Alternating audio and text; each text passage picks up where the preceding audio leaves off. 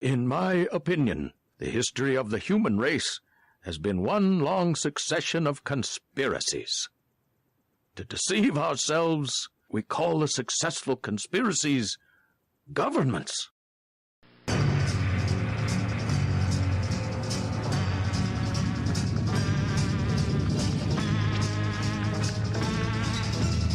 Thank you, my name is Dave Milner. I am the Unpleasant Blind Guy. People on the right are quite familiar with being called all sorts of names. Conspiracy theory believing paranoids being among them. I highlighted some of this in a show I did last year called Don't Be. And then after a few more shows, I went on my holiday break.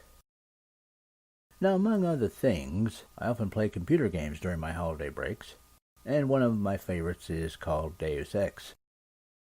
Now, I know what you're thinking. I don't have time for games. And usually that's my view as well when it comes to considering the things that I talk about on this show. But I was inspired to this subject after finding a video by Wisecrack, published on March the 24th, 2018. The title of it is The Philosophy of Deus Ex. Does paranoia have its purpose? Now, the good thing about this audio is that I'm not really positive where the author's political positions lie, and I actually consider that to be a compliment to that author. I'm going to play the audio for you and throw in some comments, and I think you'll get something out of it. Here we go. Hey Wisecrack, Jared here. Today we've got a favorite among the Wisecrack staff. The tale of humans picked for experimental augmentations to find out what happens when people stop being polite and start getting real. At first look, the Deus Ex franchise is a kind of wet dream for InfoWars enthusiasts. Murderous plots by the Illuminati are carried out by world governments while the player traverses FEMA camps and discovers the truth behind fake news. But unlike certain performance artists, Deus Ex's forays into conspiracy serve as more than just a means to sell dietary supplements. The game reveals how paranoia informs more of society's decisions than we'd like to admit, and serves as a cautionary tale for the dangers of technology to come. But there are no gay frogs. Sorry, Internet. I don't like them putting chemicals in the water that turn the friggin' frogs gay! And spoilers ahead for all the games. The Deus Ex series asks two basic questions. One, what would it mean for society if we could all become cyborgs with Jack's arms? And two, what does the premise that every conspiracy theory is true mean for the real world? Now here's my question. Who says that every conspiracy theory is real? I mean, sure, you have some people out there who are having fun and making some money at saying exactly that, but I really don't think they're serious.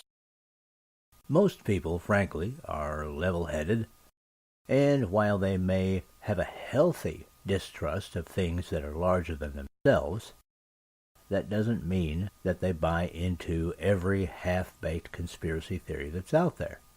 Now, I know that the left love to use this as one of their favorite weapons against the right, but it simply isn't true.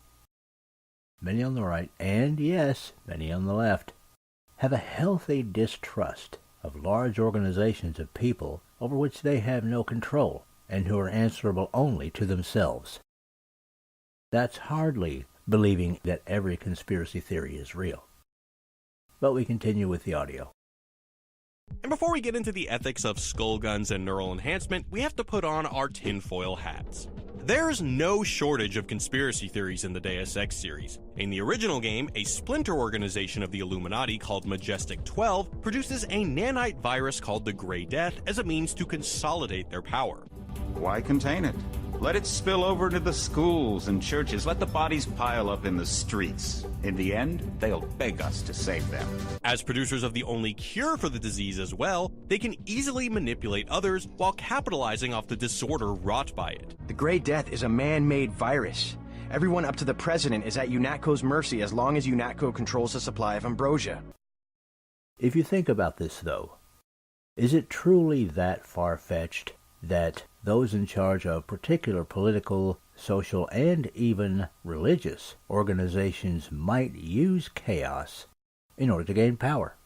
How often has it been said that Democrats and the left want to break society down so that people will look to them as their one and only saviors? Look at who's inspiring the mobs right now. Look at who is allying with who. The Democratic Party, Black Lives Matter, Antifa, the Nation of Islam, all of whose representatives are out there promoting violence and destruction and targeting people on the right. And I'll take this a little bit further. Let's say that the Bernie Sanders crowd gets what they want. Let's say that Castro becomes president of the United States and turns this country into a socialist utopia. One of the biggest tools that the left has used, not only in this country, but in other countries around the world, has been changing the electorate. Doing that through opening the borders. So you have the potential for a perfect storm. Socialist society, featuring things like a income and government-manufactured quote-unquote well-paying jobs, and open borders at the same time. Completely unsustainable by any economic model that isn't made by a crazy person. That is where the left is pushing people toward. So what will happen with that? Since it's unsustainable, you will have more and more people sharing less and less public money because, let me tell you, anyone on the left who happens to be listening to this, there is no way that the left can tax their way into making this successful. Even if they charged the producers, the evil 1%, 100% taxes, and left them nothing, that money would be gobbled up very shortly, within a few years. And then what? And then you have a population that begins to get disgruntled. What happened? We were told we were going to be rich, or nearly rich. Where's the utopia we were promised? That's when things like population control will have to become necessary. Is it possible that such population control measures might include such things as artificially disseminated epidemics? Think about what has happened, people, in the last half-century in the United States of America. Things are going on today that would have been dystopian science fiction in 1969. Is it possible? Thinking people have to say yes, because under the scenario I painted, there'll be little choice to do anything else. But let's move on. In the sequel, Invisible War, the Illuminati controls two of the most influential groups in the world, the World Trade Organization and the Order, a religious organization opposed to the WTO. By managing the conflict between these two factions, the Illuminati is better able to control the world. Finally, in the new prequels, we see the Illuminati attempt to limit human augmentation, since having a bunch of engineered superhumans running around isn't really great for the whole compliant population thing that they're going for.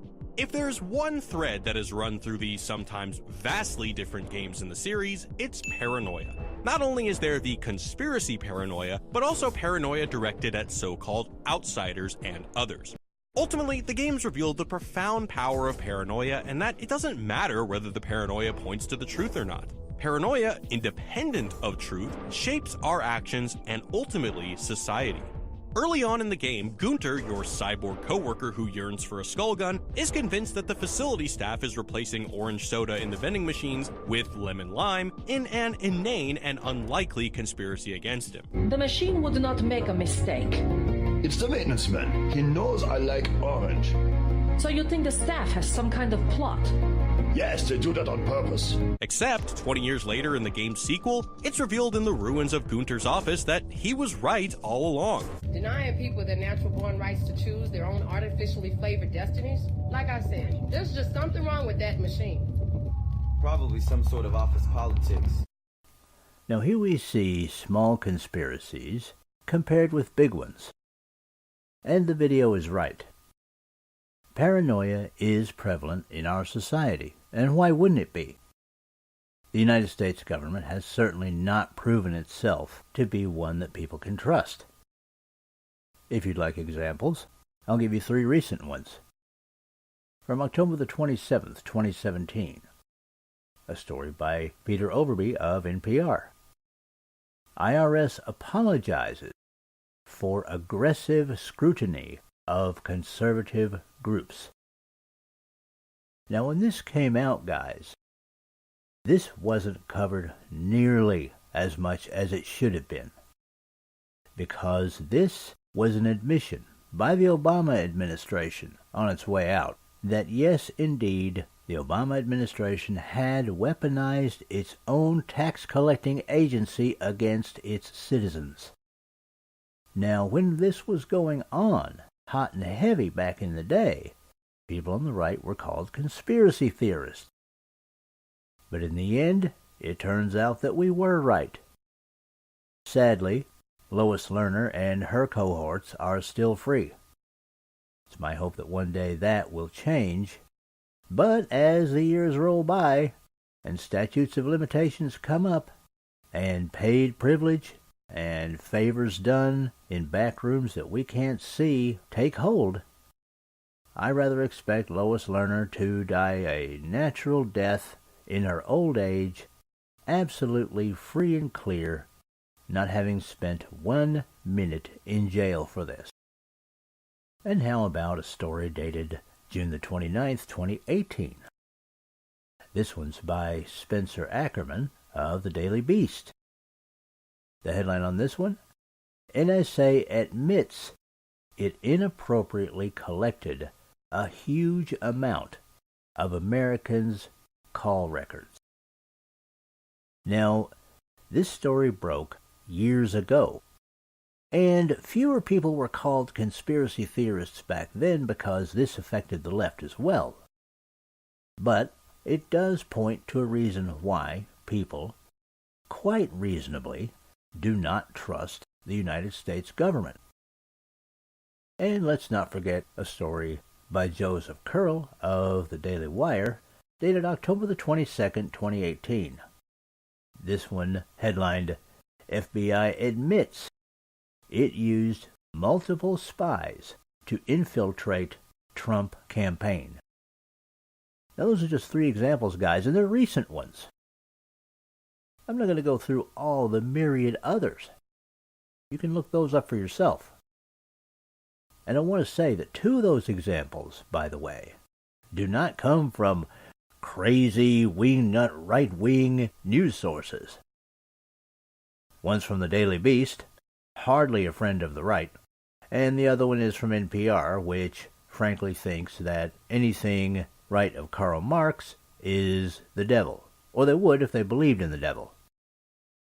But they point up examples, and only recent ones, why perfectly reasonable people do not trust the United States government. And it's not because they're tinfoil hat wearing nut jobs living in a Unabomber cabin somewhere. They're ordinary, concerned American citizens.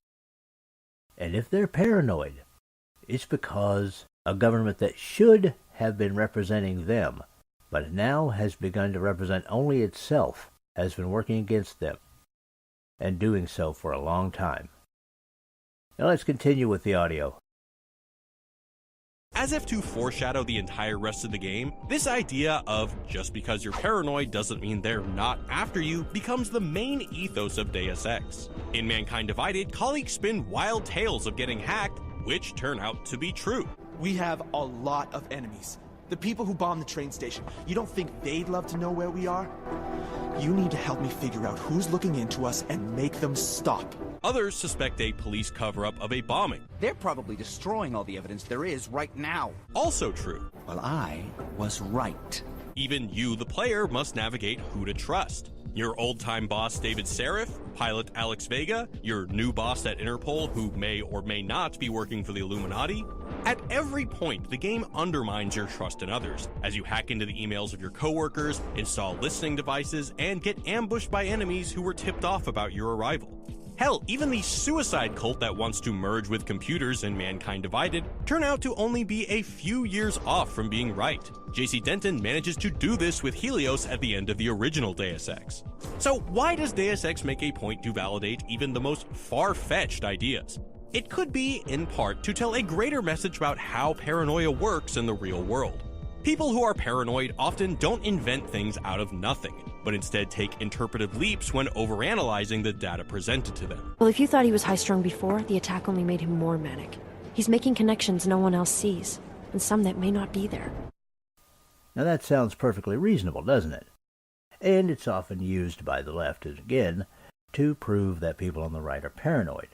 Well, yes, this thing happened, but that doesn't mean that there's a conspiracy or that the government is acting against the people. Well, how in the world is anyone supposed to interpret multiple stories over the years uncovered by the press, the servants of the left, by the way, that indicate that the government is inappropriately spying on us? This isn't making unreasonable connections. This is stuff that turns out to be real. And the very people who say that people on the right are paranoid and conspiracy theorists are often the ones who make these revelations. So there's a disconnection here between the left's attack message and what really happens. Let's continue. But rather than dismissing this kind of paranoia as mere delusion, Deus Ex runs with it. Is a man rambling in the sewers about mind control right? I was part of it. The hive mind. Inside the gate, I questioned what holds us together. Where? Why? Any reasonable thinking person questions these things. And why shouldn't they? We've questioned these things as long as civilization has existed. What holds us together? Where? Why? These questions are as old as the oldest city, as old as the oldest community. And there's nothing paranoid about it. It's simply the thinking person's inquiry into life. But again, people who want to make their opposition look like crackpots will run with the assertion that asking these questions equals dangerous paranoia and make as much progress out of it for their side as they can. But let's continue. Unequivocally, yes. You mean your attempt to control people, amplifying your hypnotic techniques with some kind of social enhancer? This brings me to one of Mankind Divided's most important commentaries, tracing the relationship between general paranoia and racial paranoia. Augmented humans as a metaphor for racial discrimination isn't exactly subtle. As a mechanically augmented Interpol agent, you face harassments from the citizens of Prague and literally live on the wrong side of the tracks as you witness routine police brutality inflicted on your augmented peers. Now we turn to a favorite conspiracy theory of the left. Every white person is a racist. There's a white supremacist under every bed. White people are genetically predisposed to racism.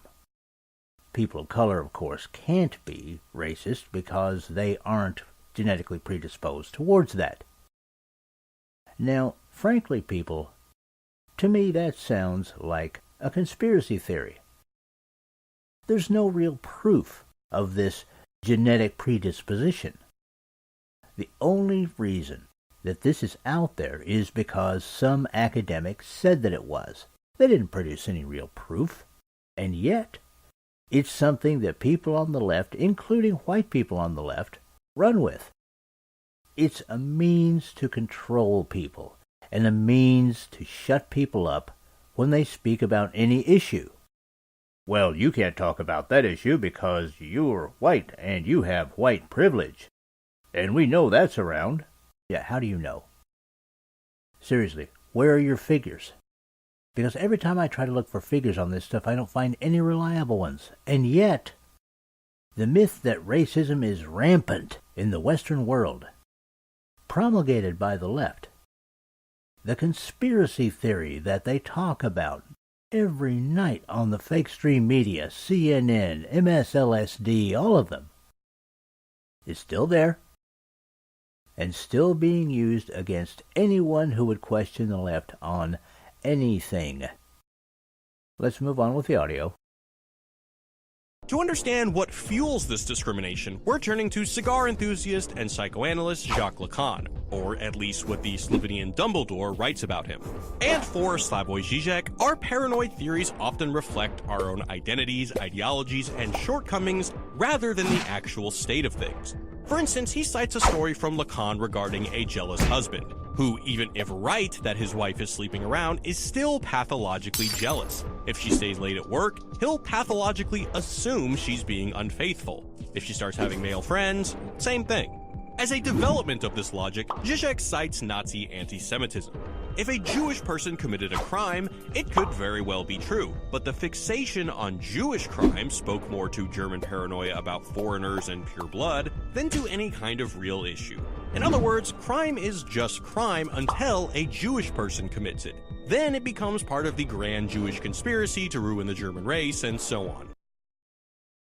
Now this one, guys, is often used by the left when talking about people on the right, and even some people on the left who are concerned about Islamic terrorism and the Islamization of the world. They're immediately compared to Nazis. But, as we know, if anyone does the research, the Nazis were leftists, and they agreed with Mohammedans when it came to Jewish people. The vast majority of the anti-Semitism is still on the left, and I've proven that in previous shows. And yet, all the left has to do is bring up the N-word, N for Nazi, and, frankly, cowards on the right instantly shut up. And then there are those of us who refuse to do so. I am one of them. I'm not going to allow the left to use bogus examples to turn me from telling the truth, and you shouldn't allow it either. The audio continues. You can look at conspiracy theories in the same light. Are most laws made in closed-door meetings with lobbyists and interest groups? Probably. Are they all part of a secret cult to serve their reptilian overlords? Probably not. Now you notice what they did, folks. They instantly equated the fact that the political decisions about and the destiny of the people of the United States of America is decided in closed-door meetings with conspiracy theories about lizard men. You see what they're doing. They're trying to make you uncomfortable about speaking on the fact of corrupt, insular, non-representative government that is making decisions that affect your life in the shadows. And there was good proof of that last year, as we hear in this audio via CNBC television, which was published on YouTube on December the 11th, 2018. I know that a lot of news events have happened since then, but this was extremely significant, folks. The title on this one is Trump, Pelosi, and Schumer get into Oval Office argument over border wall and shutdown. I'm going to play some of it for you and comment on it. The point is that there are equities to be weighed, and we're here to have a conversation in a prayerful way, so I don't think we should have a debate in front of the press on this. Now immediately, what do you see Nancy Pelosi doing? Stressing that there should not be a debate about this issue in front of the press. She wants to move it into a back room. Let's hear more. It doesn't matter, though, because we can't get it passed in the Senate because we need 10 Democrat votes. Well, that's the problem. Again, let us have our conversation, then we can meet with the press again. Yes, by all means, Speaker Pelosi. Let's have the conversation in private, where people can't see it, and people can't hear it, and people can't hear your threats, and people can't hear deals made, and things of that nature, and then come out and let the press know what we talked about, or at least our version of what we talked about. Guys, it's pretty transparent what she's trying to do here. But it continues. These are only Areas where you have the walls. We want to do where this. you have walls, Chuck, it's effective. Where you don't have walls, it is not effective. Yeah. Let's call a halt to this. We've come in here as the first branch of government. Article 1, the legislative branch. We're coming in good faith to negotiate with you about how we can keep the government open. We're going to keep it open if we have border security. If we don't have border security, Chuck, we're not going to keep it open. I'm with you. We are going to have border security. And it's the same border. You're bragging about what has been done. By us. We want to do the same thing we did last year, this year. That's our proposal. If it's good then, it's good now, and it won't shut down the government. Chuck, we can build a much bigger section with more money. Let's debate in private. Okay? Yeah, let's debate in private. And what do we see here? Chucky Schumer wanting to debate it in private, joining along with Nancy Pelosi. Now, why would that be? These people, they're taking the pictures and using the video feed and things of that nature of the press. The press love the Democrats. Democrats should be begging for opportunities to debate this issue in front of the American people, especially when those covering that debate and those negotiations are people who work for them. The fake stream media. MSNBC, CNN, NPR, NBC, ABC, CBS. All of the big bugs, right down to the downstream people like HuffPo and the Washington Post and the New York Slimes. But they still want it debated and negotiated in private. Here's more.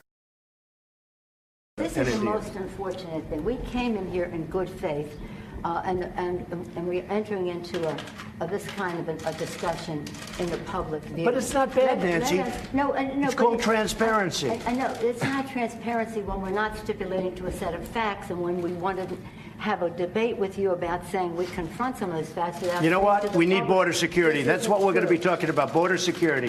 If we don't have border security, we'll shut down the government.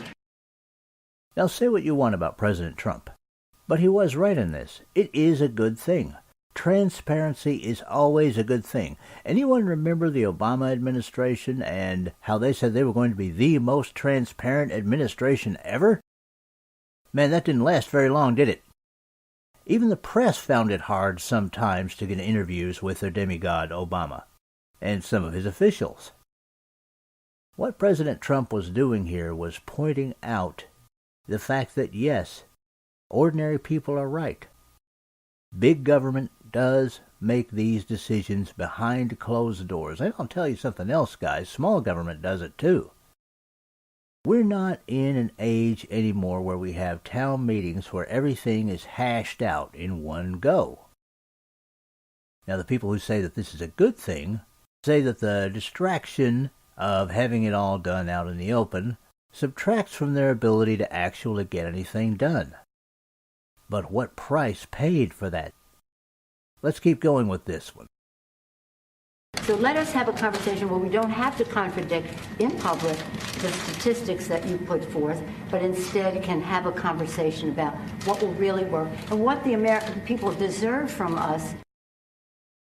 So to conclude this, what Nancy Pelosi is saying is that she wants private negotiations so that she can call President Trump a liar in private instead of calling President Trump a liar in public, which she and her cohorts have been doing ever since he was elected.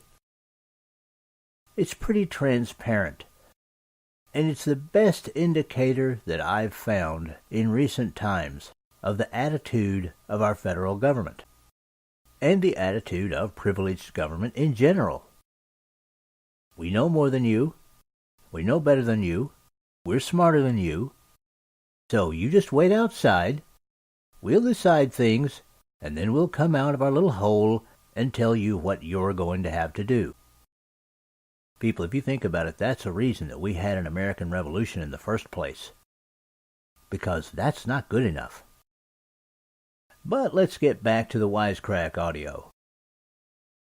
The power of paranoia to shape public discourse can be seen in Deus Ex. Eliza Cassan's defense of news coverage meant to spread fear toward the augmented is just reporting the news. But, Miss Akeem, News outlets are simply reporting on the current situation. And even if the reporting is true, her guest points out, You can choose to only show my shoe, which is very ugly, but that is only a small part of me. News outlets only care about a small part. I'm sorry, Miss Kassan, but you can't trust the news outlets if you want to understand the world. the AUG debate in the news functions on two levels. One, as Akeem points out, to only report on the negative aspects of augmented existence, and two, to use augmented violence as a validation for your larger ideological project. In this case, the Human Restoration Act, a bill that would either remove or severely limit the augmentations that people have. Of course, unlike real-world news, Picus's news coverage is dictated by the Illuminati. Would they? I was engineered to monitor communications and data streams, to find out what people are talking about and make sure it's being discussed correctly. As they cover up evidence of water contamination in Prague and falsely report that a flight was taken down by an augmented terrorist. In yet another augmented terror attack, 251 passengers aboard Sister Airlines Flight 451 were killed. Rather than the truth that the plane was shot down by a military installation. The plane went down because of whatever the military was doing there, not because of some augmented passenger like Picus claims. For Zizek, these paranoias don't tell us much about reality itself, but instead shine light on the reality behind the paranoia. For Deus Ex, that reality is a carefully constructed story meant to combat augmentation so that the Illuminati can better control the population for their pro-business purposes. It's worth thinking about, though. How often have self-styled legitimate news organizations misreported stories? How often have they left things out? How much do most people who watch the alphabet soup of networks and listen to NPR and things of that nature know, for instance, about the unrest in Europe? I'll tell you how much. Almost none. And that is because these events are not being covered. Are they newsworthy? Well, I'd say that 10,000 people marching in the streets in a demonstration is newsworthy. That passes the journalistic test, and yet we don't hear about it over here from what President Trump calls the fake news. Why? Because they don't want to cover it. Because they want to shape things a certain way. Now, does that mean that I think that it's the Illuminati or the Bilderbergs or whatever other freako group somebody thinks up out there? Not necessarily. But I do think that it is people of like mind. Of course people of like mind conspire together to get things done. And I'll give you an example. Several years ago when I was with my ex, her kids and I got together and plotted to have one of those fancy portraits taken of them to give to her for Christmas. Of course, we kept the information about all of that away from her, and she was highly annoyed because we were keeping something away from her. But that dark conspiracy was successful.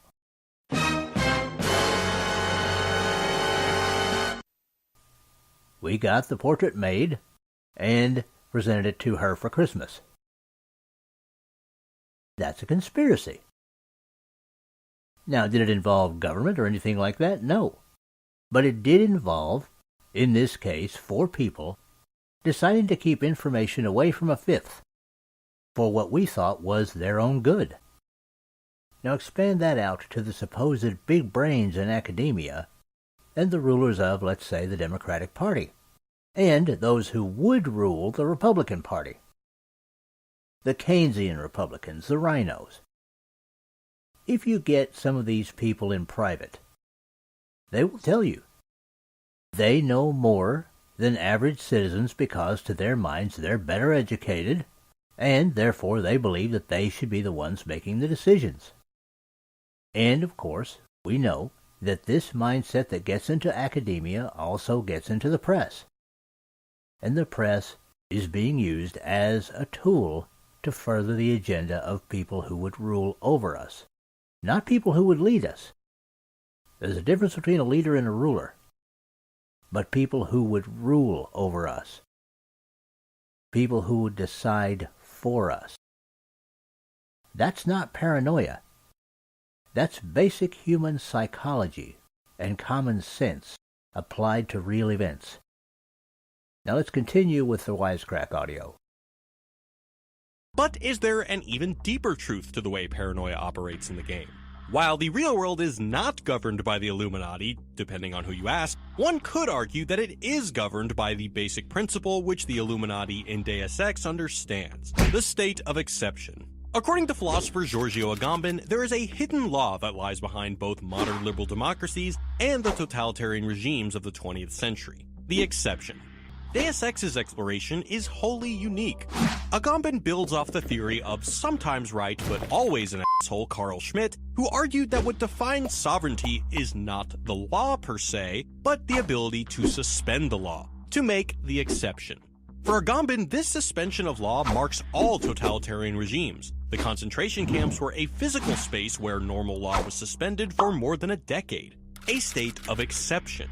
Whereas our modern liberal democracies aren't building death camps, the state of exception is an always imminent component of modern governance. Usually in the name of a national emergency or an existential threat, governments today regularly create zones of exception, where the law no longer applies, or creates classes of people who are outside the normal functioning of the law, and thus exist in this kind of exceptional state. Prisoners of war, protected by international law, get replaced by enemy combatants who get sent to Gitmo, where regular US law doesn't apply. In Deus Ex, this logic seems implicit to the conspiracy theory favorite FEMA. In the name of managing emergencies, they build detention camps for political prisoners and implement martial law. The segregated Utulek complex of Mankind Divided presents a similar zone of exception. It resembles a mix of apartheid-era South Africa, Jewish ghettos, the Kowloon Wall City, and modern-day refugee camps. The player witnesses horrifying examples of police brutality and augmented people who live in constant fear, all in the name of security. And when tensions boil over, such as when an augmented rights activist is assassinated, the civil unrest justifies even more repression. If the Illuminati wants to spread chaos, like staging a train station bombing, it's because they understand that chaos breeds people desiring security. And when people desire security, it's all the easier to suspend basic rights and exert more authority. Now guys, in the context of what they're talking about here in this audio, consider the story that I read confirming the fact that the IRS was weaponized against members of the Tea Party movement a few years back. Zones of exception are being created, and they're being created for the right. They're also being created for people who are white. Now, why is this? It is because the right has to disappear in order for the left's agenda to be fulfilled. And if you create the ultimate bogeyman, the white male, from that point forward, if that is the focus of evil and the wellspring from which evil comes, you can suppress that particular segment of the population with these zones of exception. That's what's going on societally right now, and that's only one step away from actual law. Let's move on. While we may think of chaos and order as opposites, the game understands how they can become entangled in the modern world. Chaos is manufactured in discrete ways in order for oppressive powers to maintain control. But besides illuminating, no pun intended, how security operates even in our own non-Illuminati world, Deus Ex also uses the state of exception as just one of its many criticisms of transhumanism. Transhumanism is the idea that technology will help us overcome human limitations like disease and scarcity. Prosthetics, contact lenses, and in vitro fertilization are just stepping stones in the greater transhumanist project. Transhumanism is baked into the very idea of human augmentation in Deus Ex. However, rather than blindly celebrating transhumanism, it portends everything that could possibly go wrong. As the human race unlocks human potential and mastery over nature, that technology becomes available to individuals and groups and can potentially fall into the wrong hands.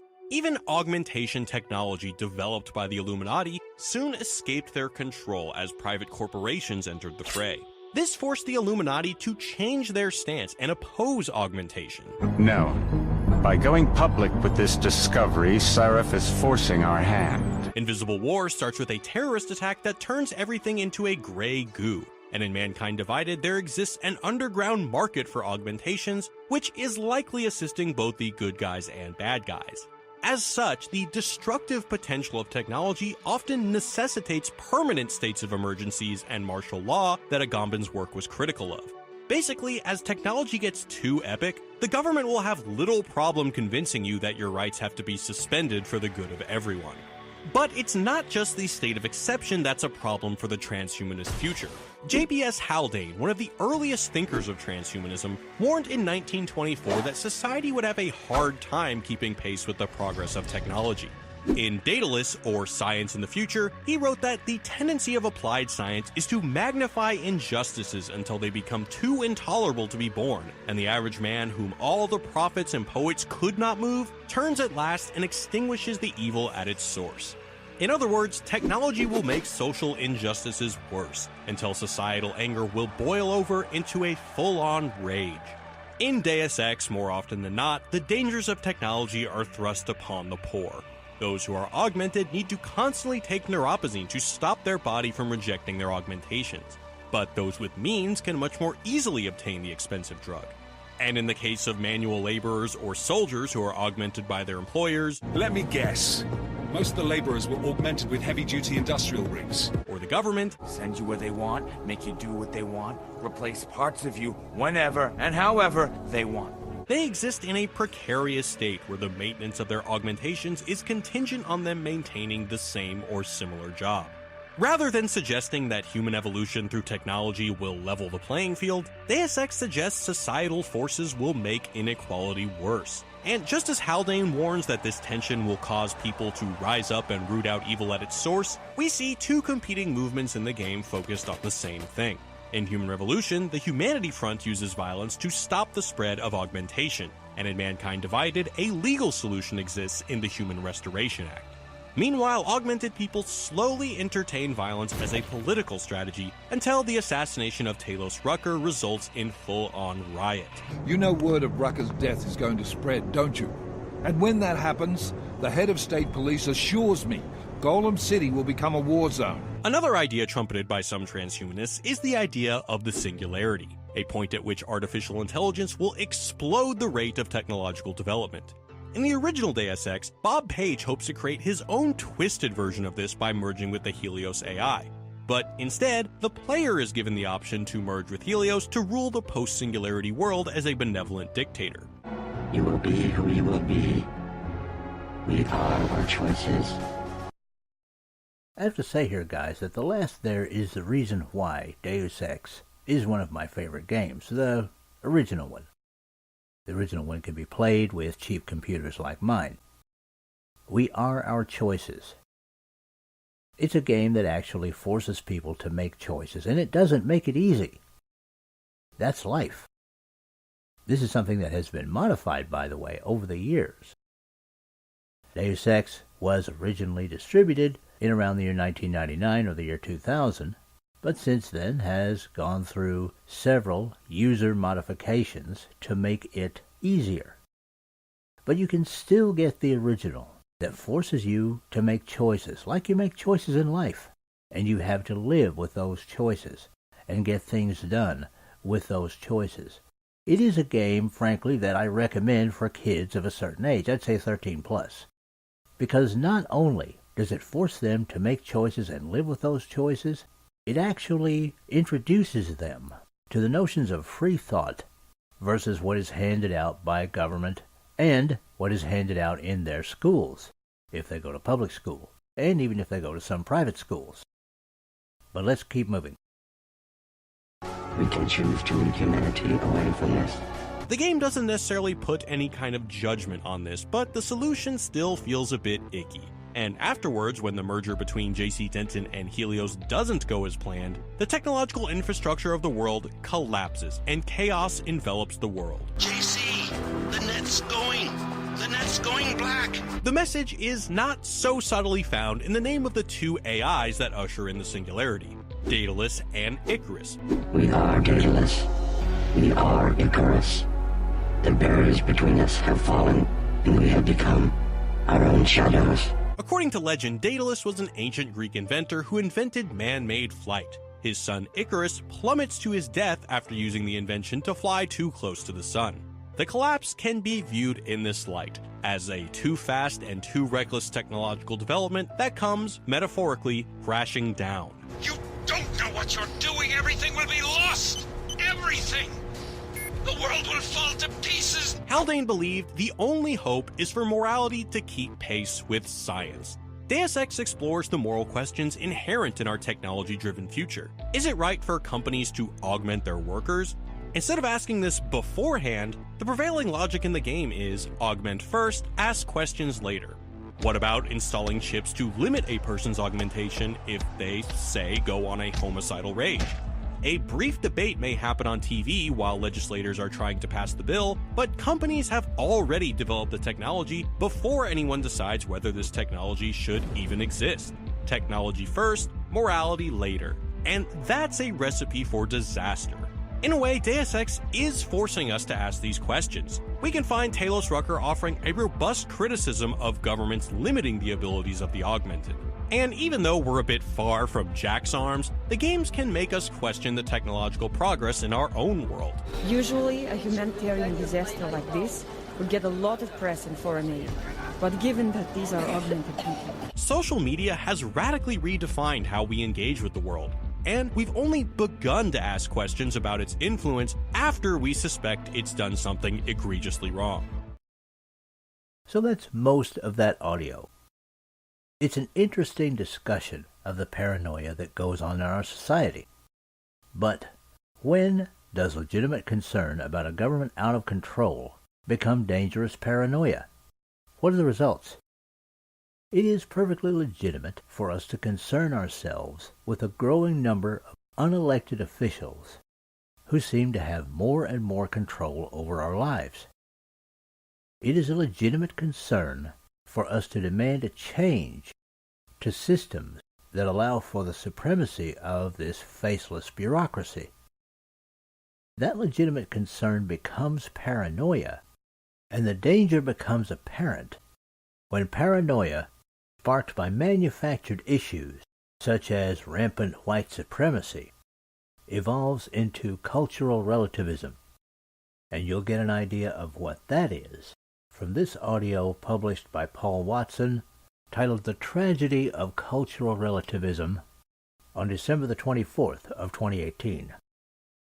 And then there was the left-wing couple who cycled through the Middle East and the Balkans. This is what they wrote before embarking on their journey. You read the papers and you're led to believe that the world is a big, scary place. People, the narrative goes, are not to be trusted. People are bad. People are evil. I don't buy it. Evil is a make-believe concept we've invented to deal with the complexities of fellow humans holding values and beliefs and perspectives different than our own. By and large, humans are kind, generous and wonderful and kind. No greater revelation has come from our journey than this. What happened to them? Ran over and stabbed to death by ISIS. Let's explore this case a bit more, because despite what they said, I read their other travel blogs, and in almost every non-European country they visited, they were stalked, harassed, and threatened with physical harm. In Morocco, they were followed by weirdos trying to sell them drugs. Called racist for not buying something from a street vendor, pushed off their bikes for refusing to take photos with people, and in one case, the guy was almost squished up against another car while trying to cross the road. The couple were tragically murdered in Tajikistan by Islamic State terrorists as part of a vehicle attack on 7 Western tourists cycling through the Pamir Mountains. The murderers even made an ISIS propaganda tape before the slaughter.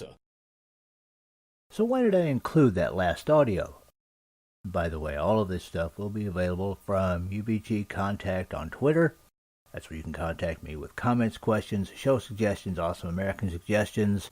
You can also get hold of me as Dave Milner on Facebook, the Tea Party Community in MeWe, and a Magador on Trumptown and Gab. People, I included that last one from Paul Watson, and I do encourage you not only to listen to the entire audio that's on YouTube, but I encourage you to subscribe to Paul Watson's page there.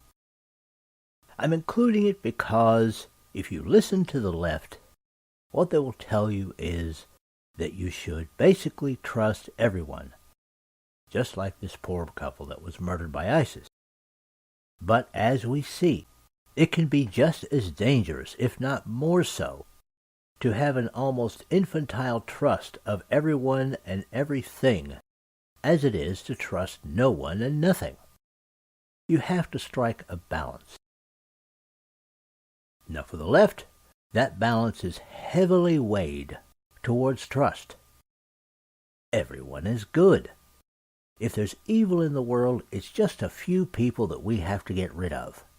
And then all the good people who are basically good can get along in a wonderful utopia. For the right and free thinkers, basic psychology is recognized. People are people. We're basically greedy. We want what we can get when we can get it, and society and laws exist to help govern these basic tendencies that we all have. Morality, even as was mentioned in the Wisecrack audio, is another governor for these basic tendencies which people have. So don't be turned from seeking the truth about society, about government, about what people have in store for you. And the last thing you should do is allow someone to shame you into silence. We live in a world where there are forces of evil, and these forces do collaborate. And defending against those forces to help create a better world is no game. And now it's time for the Awesome American segment. As 2019 is beginning, I'll just explain that this is something that I like to do because years ago, when Red Eye was still going on, Greg Gutfeld joked that it was Christina Aguilera or some celebrity brat was the true example of America. And I said back then that if I ever had a show, I would actually point out something that I've always believed. You can take a map of the United States of America and stick it up on the wall and just randomly throw a dart at it. And wherever that dart hit, you would find someone doing something extraordinary. An ordinary person doing something charitable or patriotic or both. And it's been my pleasure to bring these Awesome American segments to the Unpleasant Blind Guy. I don't do them every show, but I love doing them. This particular one is dated November the 12th, 2018, and it's by Doug Jessup of KTVX-TV, Channel 4, Salt Lake City, Utah. In tonight's sponsored Utah success story, Doug Jessup tells us a story about veterans helping veterans. In the shadow of the Sandpitch Mountains, down the road from Snow College, is a healthcare provider that loves to get to know people. Do you want a little more water? I deal with tiny little children, and I deal with elderly patients, and then anything in between. Dr. Colton Douglas and his wife Melanie are from Richfield. When it came time to choose where to open his dental practice years ago, the rural community of Ephraim was a perfect fit. Many people have to travel to the city to get health care or dental care, and so having dentists in rural areas so that they don't have to travel as far, it provides the dental care for the patients close to home. What you may not know about Dr. Douglas is that he's a veteran that went to basic training right after that fateful day of 9/11 and still serves in the Utah National Guard. Dr. Douglas is also a participating dentist in a special nonprofit called New Smiles for Veterans. It's important that we can get these veterans that may not have access to care, or the VA hospital might be a ways away, that we can get them in and take care of their basic needs. We get all the grit out of your teeth there. One of those rural veterans lives up the road in Chester. I am Sergeant David F. Simmons, United States Marine Corps retired. Crown work that you have done still looks great. I always check right where the tooth and the crown come together to make sure the margins are still good. We don't have any cavities along those. In addition to his private practice, Dr. Douglas serves as the State Dental Officer at Medical Command, the Utah Army National Guard. I love being a dentist. I love being in the military. Thank you. When you're in the military, there's a special bond that you have with, for me, especially those soldiers who have served before me. Yeah, I feel clean. There you go. You did a good job.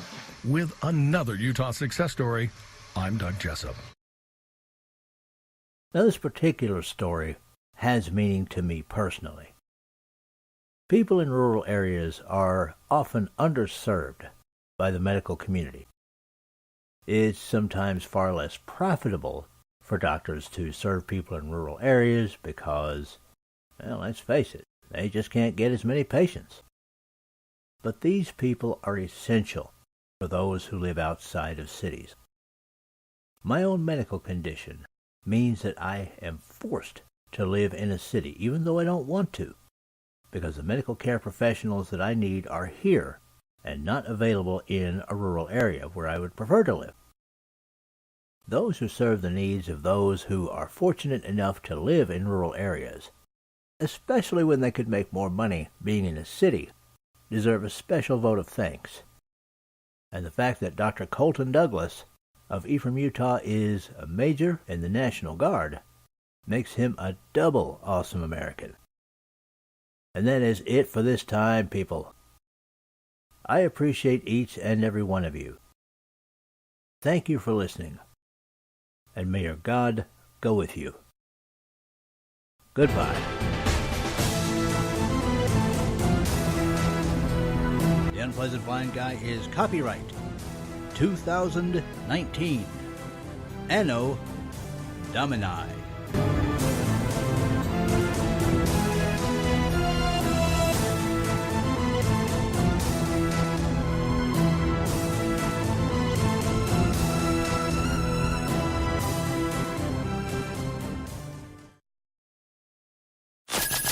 Conservative media done right. You're listening to the SHR Media Network. Hey, this is Michael Wright. And I'm Shannon Wright. Join us for The Right Way with Shannon and Mike, Monday through Thursday from 7 to 9 a.m. right here on SHR Media. Why are they joining us?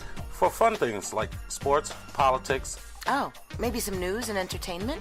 And all kinds of other things. Money and recipes and events, all kinds of stuff. Yeah, so join us Monday through Thursday, 7 to 9 a.m. here on shrmedia.com.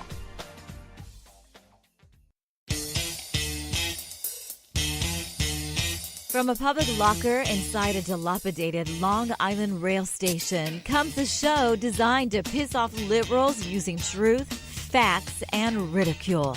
The Lid Radio Show, featuring the conservative voice from the People's Republic of New York, the Lid himself, Jeff Dunitz. Tune in every Wednesday at 2 p.m. Eastern, 11 a.m. Pacific on the SHR Media Network. Go to shrmedia.com. At Lid Radio, we fight for the truth, justice, and a good kosher T-bone.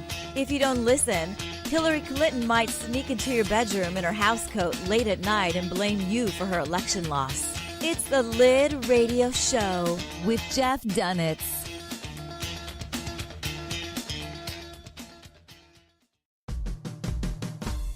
It's your business diva here, Melanie Collette. I am inviting you to a front row seat as I discuss some of the most intriguing details of wealth and finance with today's movers and shakers in the world of business. Listen in and discover financial truths on a global, domestic, and household scale. Uncover topics that will impact your wallet today and in the future. Money Talk with Melanie airs Monday through Friday, 5 p.m. East, 2 p.m. West, right here on SHR Media and High Plains Pundit Talk Radio. You can't afford to miss it.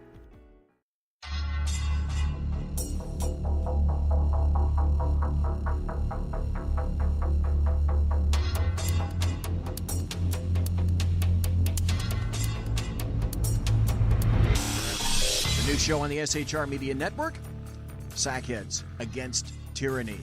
On shrmedia.com. Go there quick like a bunny, 11 p.m. Eastern, 8 p.m. Pacific every Wednesday.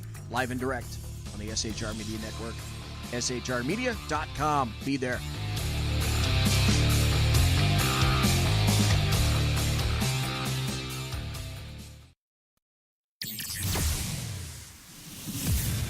Broadcasting behind enemy lines in occupied California, a mere 2 miles from the state capital, the bloviating Zeppelin's Berserk Bobcat Saloon radio show can be heard every Tuesday and Thursday night at 8 p.m. Pacific and 11 p.m. Eastern, only on the SHR Media Network. Go to shrmedia.com to listen. You can also watch on the SHR Media Facebook page and the SHR Media YouTube channel. No goldfish were abused in the making of this ad. Conservative media done right.